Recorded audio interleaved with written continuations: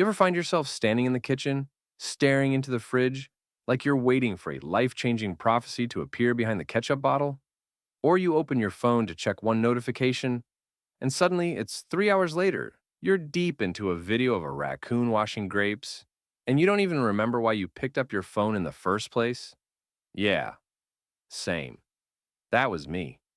For years, I wasn't just distracted, I was the distraction. I could have written a book titled How to Not Finish Anything Ever if I'd ever finished it. But one day I got tired. Not the kind of tired that sleep fixes, the kind of tired that whispers, "You're not really living, you're just buffering." That's when I knew something had to change. So today, I want to tell you about the 7 things I did to stop getting distracted so easily. Stuff that actually helped. No productivity guru nonsense, no 5 a.m. cold showers, just real stuff. From one beautifully messy human to another. All right, number 1. I stopped letting my phone be my boss. That little rectangle had more control over my life than my own brain. I'd wake up and boom. Before my eyes even adjusted to the light, I was on Instagram, liking someone's vacation photos, while I was still crusty in bed. So I started putting my phone in another room when I needed to focus. Radical, I know. At first, I felt like a Victorian ghost, wandering around without a soul, tethered to Wi-Fi. But guess what? After a few days, the panic wore off. My brain stopped expecting constant fireworks. Silence didn't feel like punishment anymore. It felt like peace. Number 2, I learned to say no. Not just to people, but to myself. To all the shiny ideas and tasks that tried to hijack my focus every 5 seconds. I used to chase every new thought like a dog chasing squirrels. I should reorganize my closet right now. What if I start a sourdough blog? Maybe I should Google how jelly beans are made. Number sit, stay. Do the thing you said you were going to do. Finish the video. Finish the sentence. Finish the thought. I started keeping a distraction list. Any random idea that popped into my head, I'd write it down and promise myself I'd check it out after I finished what I was doing. 90% of the time, I never looked at it again. Because it wasn't that important. It was just my brain looking for a dopamine snack. Number 3, I changed my environment. I used to try to focus in places where I did everything else. My bed, my couch, the floor, don't judge. But those places were like memory soup. My brain was like, oh, we're lying here? That means nap or Netflix or an existential crisis, right? So I carved out a small space that only meant focus. A tiny corner, a desk, a chair that doesn't scream, fall asleep on me. That tiny shift, giving my brain a cue, made a huge difference. It's like your brain is a puppy, and you're just training it. Repetition. Signals. Treats optional. Number 4, I made boredom legal again. Remember when we were kids, and we'd stare at clouds for an hour, and that wasn't wasted time, it was just Tuesday? Now, the second we're bored, we sprint to distractions like they're oxygen. I had to unlearn that. I had to teach myself that stillness isn't laziness, that not doing something every second isn't failure. I started giving myself little pockets of nothing. 5 minutes, no music, no scrolling, just being. At first, it felt like time slowed down to a crawl, but after a while, I started to think clearer, like my brain was washing off the noise. And here's the twist. The more I practiced boredom, the more I stopped craving distractions. Number 5, I made a deal with my future self. This one sounds weird, but stay with me. Every time I was tempted to procrastinate or scroll endlessly, I'd ask, how's future me going to feel about this? Future me was kind of like that wise older cousin who doesn't say much, but raises an eyebrow that says, really? This again? I started doing things for them. Not the version of me that wanted comfort now, but the version who deserved better later. The version that wanted to be proud. Turns out that version is really good at calling me out without saying a word. Sometimes I even write little notes to them, like, hey, I know this sucks now, but I'm doing it for you. Sounds cheesy. Works anyway. Number 6, I got real about rest. Not the fake rest where you're technically lying down, but your brain's sprinting a marathon through TikTok, YouTube, memes, existential dread, and then back to TikTok like some kind of chaotic relay race. I'm talking about real rest. The kind that makes your bones say, ah, thank you. The kind where your nervous system finally stops clenching its fists. It took me a while to even realize there was a difference. For the longest time, I thought zoning out was the same as recharging.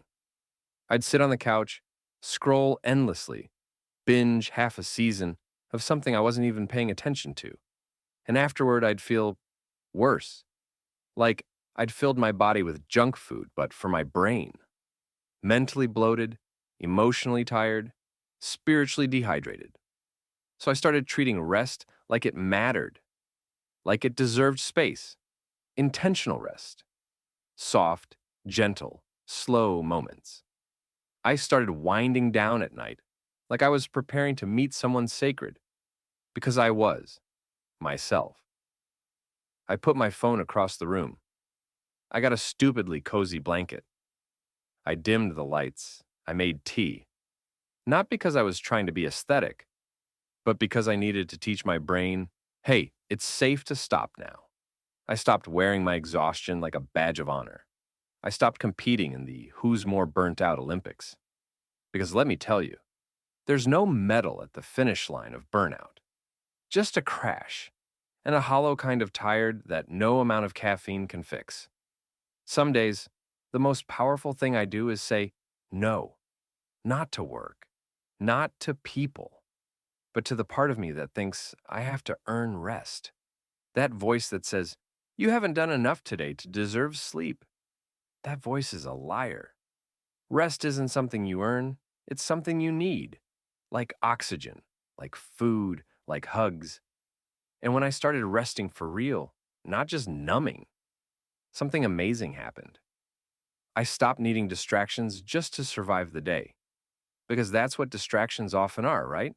Emergency exits. When your brain is starving for peace, it'll take whatever crumbs it can get. But when you're rested, when you're whole, you get to choose what you give your attention to. You're not chasing little flickers of dopamine anymore. You're holding the match. And number 7, maybe the most important one, I forgave myself for all the times I checked out, for all the to-do lists I never finished, for every goal I ghosted, every promise I whispered to myself and didn't keep. I forgave me because shame. Man, shame is like wearing a backpack full of bricks and then wondering why you're walking slow. When I messed up, I used to double down, get mad at myself, start the mental boxing match. Why are you like this? You're so lazy. You never finish anything. But that didn't help. It just made me want to escape more, into distractions, into noise, into anything but myself. So I stopped fighting and started talking. Kindly, like a friend would. I'd say, okay, we slipped. Let's get back up. I started treating focus like coming home, not like punishment. I started believing that one missed step didn't mean the whole journey was over. Because here's the truth. Nobody ever beat themselves into greatness. But a lot of people have loved themselves into healing. And let's be real, I still mess up. I still get pulled in 100 directions. Sometimes I get up to grab a glass of water and end up alphabetizing my spice rack like it's a NASA mission. Sometimes I doom scroll, sometimes I forget everything I just told you. But now I come back faster. I laugh at myself more. I stop the spiral before it turns into a tornado. And that, my friend, is what progress looks like. Not a straight line, not a perfect day, but 1,000 tiny returns. That's the real victory. Not in being perfect, but in choosing to begin again. And before we wrap up, I want to leave you with a story, one that lives in my head rent-free. There was this monk sweeping leaves every single morning in the courtyard, over and over, every day, same broom, same spot. A young student watched him for weeks, and finally asked, "Master, why do you sweep the courtyard every day if the leaves keep falling?" And the monk, without missing a beat, smiled and said, "Because the leaves keep falling." That's it. That's the whole thing. Life is the falling leaves. Distractions, noise, chaos, they'll always come. But we return, we keep sweeping, we keep coming back. That's the practice, that's the beauty. So if you feel like your brain is a cluttered desktop, or your focus is made of paper mache in a hurricane, let me tell you something. You are not failing. You're not broken. You are human. And this is hard sometimes. But you can always come back. One pause, one breath, one choice at a time. You're not starting over. You're continuing. Bravely, quietly, powerfully. And I'm proud of you for that. And hey, if you made it this far in the video without getting distracted, that's not just proof. That's a miracle in 2025. You did that. You're already doing it. And you don't need to be perfect. You just need to return again and again.